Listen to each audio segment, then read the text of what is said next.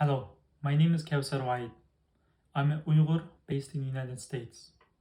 My 19-year-old sister, Kamila Waid,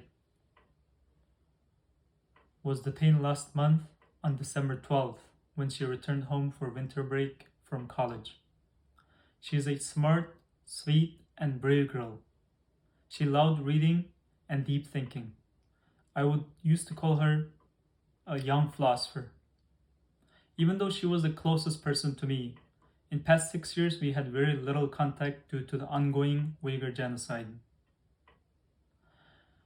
However, she would always find a way to post on social media about my birthday every year, and I would find a way to thank her for that.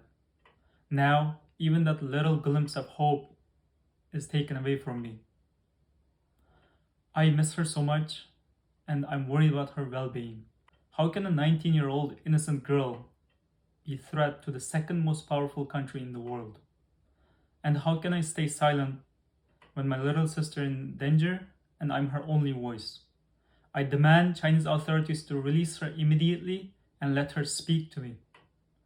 And I will not stop until she is freed. Thank you.